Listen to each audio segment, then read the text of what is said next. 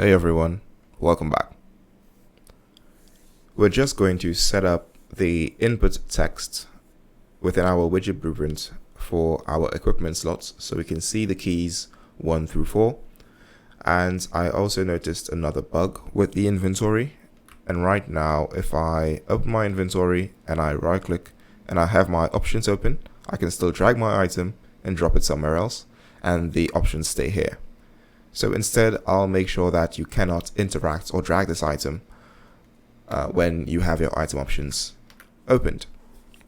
We can fix this by validating the current item options widget. I'll do that by opening my inventory widgets and open up the inventory slot, head to the graph, and open up the onDragDetected function. I'll add another pin to this. I'll then search for my RPG HUD.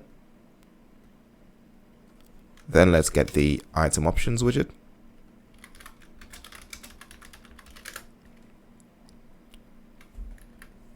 Next, I'll drag off and search for is valid. And I'll just make sure that it is not valid. Right. So only if these 3 conditions are met, then we can drag the item. So now if I open it up, right click, I cannot drag the item anymore. Good. Now let's work on adding the key above each slot for the equipment.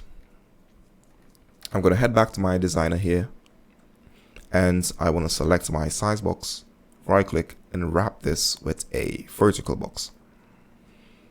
I'll then drag in a text, and I'm going to place this at the top of my slot and give it a default value of 0.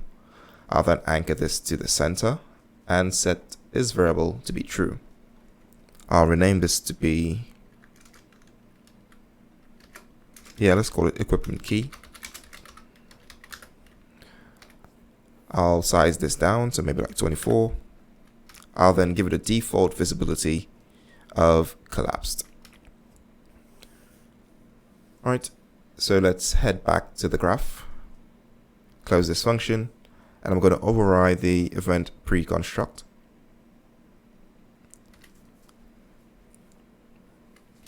Then I can get my equipment key, drag off and say set visibility. Connect this here, and I will run a selection based on the invisibility. And the index or the condition would be if this is an equipment slot or not. So if it is, then we want to make sure that the equipment key is visible. If it's not, then we want to set it back to collapsed.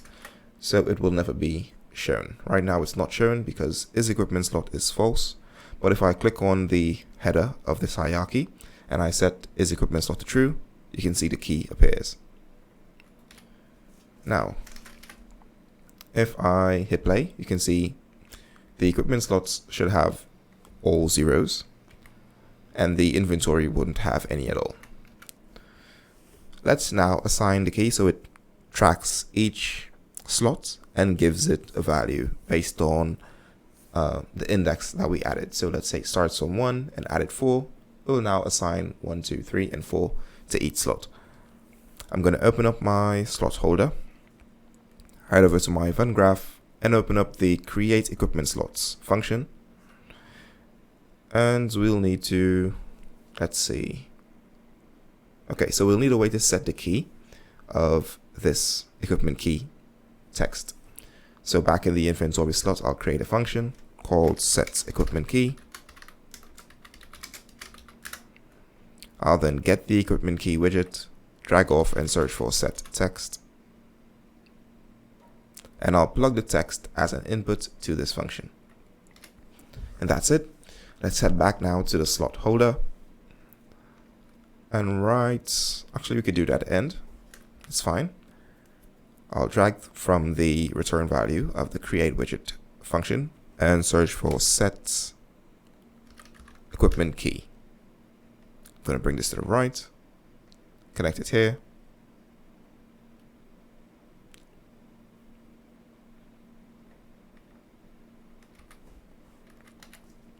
and we can just drag from the index all the way over here and plug it up to the in text.